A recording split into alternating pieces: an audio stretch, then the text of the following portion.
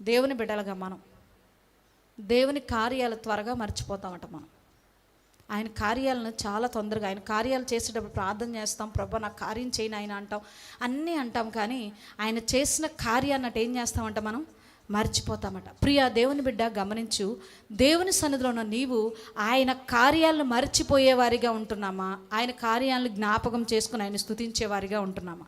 ఒకరోజు ఇశ్రాయేల్ ప్రజలతో దేవుడు అంటాడు, ఈ ప్రజలకి నేను ఎన్ని కార్యాలు చేశానో అయినా సరే వెంటనే వీళ్ళు ఏం చేశారు, ఆ కార్యాలన్నీ. చదవండి ఒకసారి 78వ కీర్తన 11వ వచనం చదవండి. 78వ కీర్తన 11వ వచనం.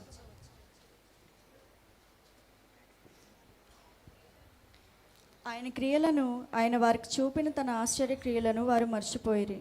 ఏం మర్చిపోయారంటండి? ఆయన క్రియలను, ఆయన వారికి చూపిన ఆశ్చర్య క్రియలను ఏమైపోయారట వీళ్ళు మర్చిపోయారంట. ఇంకొక చోట ఉంటుంది వెంటనే మర్చిపోయారని ఉంటుంది. తీయండి ఒకసారి 106వ కీర్తన.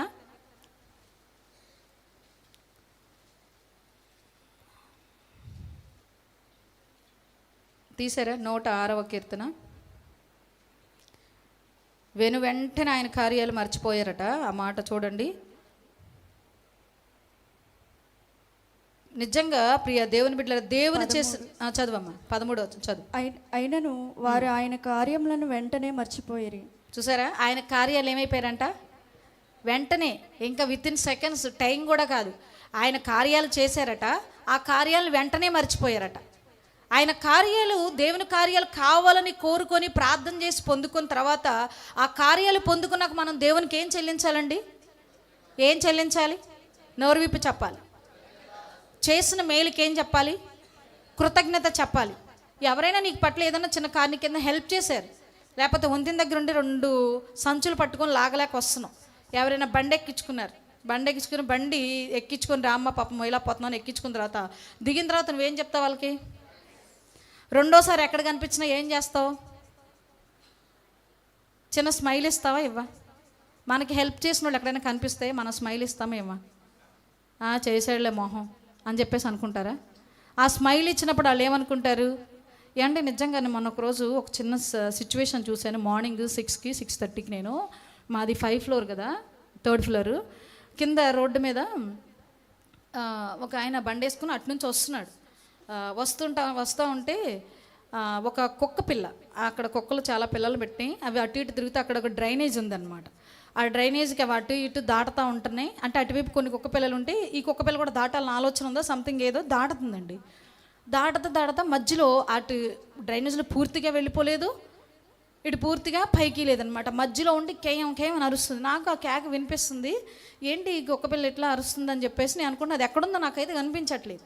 బళ్ళు వెళ్ళిపోతున్నాయి, వస్తున్నాయి.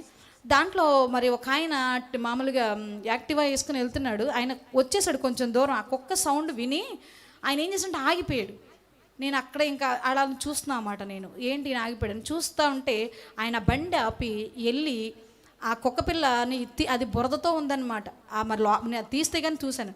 ఆ కుక్క పిల్లని తీసి బయట పెట్టాడు. ప్రియా దేవుని బిడ్డ బయట పెట్టంగానే ఇక ఆయన బండి వేసుకుని వెళ్దామని వస్తుంటే నిజంగా ఆ పిల్ల తీసి పెట్టాడు కదండి, దానికి ఎంత కృతజ్ఞత వచ్చింది తెలుసా? ఆయన వెళ్తుంటే ఆయన కాళ్ళు వెనకాల తోకూపుకుంటూ వస్తుంది. నిజంగా ఆ కుక్క పిల్లని విడిచిపెట్టడానికి ఆయనకి 2-3 నిమిషాలు టైం పట్టింది ఆ బండి స్టార్ట్ చేసి వెళ్ళడానికి. ఆయనే మనసులో ముసిముసి నవ్వుకుంటున్నాడు. ఎందుకని?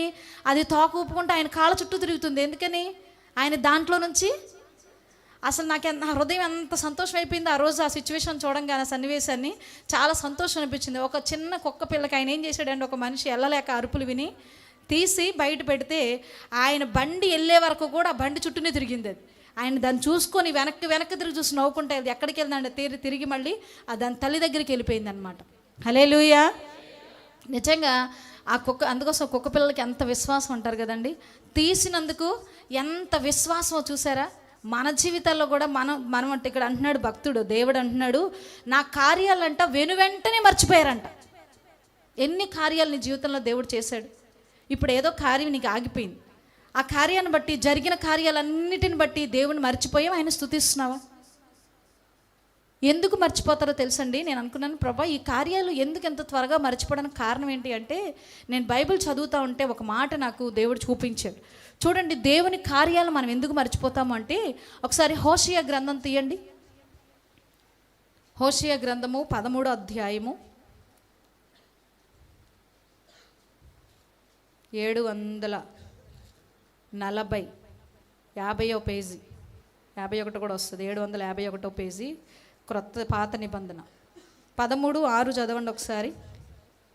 తరువాత వారికి మేత దొరకగా వారు తిని తృప్తి పొందిరి. తృప్తి పొంది గర్వించి నన్ను మరిచిరి. కాబట్టి నేను చాలండి. ఈ మాట ఒకసారి అందరూ అండర్లైన్ చేసుకోండి. నేను కూడా చదువుతా వినండి. హోషేయ గ్రంథము 13వ అధ్యాయము 6వ వచనం. తరువాత వారికి మేత దొరకగా వారు తిని ఏం పొందారటండి? చెప్పాలి అందరూ. తృప్తి పొందారట. తిని హ్యాపీగా సంతోషంగా తృప్తి పొందారట. తృప్తి పొందిన తర్వాత ఏం చేశారంట వాళ్ళు? తృప్తి పొంది గర్వించి, ఈ మాట కూడా చెప్పాలి అందరూ. అందరూ తలపైకి ఎత్తండి ఒకసారి. వీళ్ళకట ఏం దొరికిందట? ఏం దొరికిందండి వీళ్ళకి? అక్కడ ఉన్న మాటే చెప్పండి, ఏం పర్లేదు, సిగ్గే పడవసరం. మనం తినేదేంటి? బయట రోడ్డు మీద తినేదేంటి? గడ్డి. అందులో దేవునికి స్తోత్రం కలుగును కాదు. అదే మమ్మీని అడిగితే ఏమంటారు? ఒరే ఇంట్లో అన్నం తినరా, రోడ్డు మీదకి వెళ్ళి ఏం తింటావు అన్నారండి. అంటానే ఉన్నాం ప్రియా దేవుని బిడ్డలారా. హల్లెలూయా.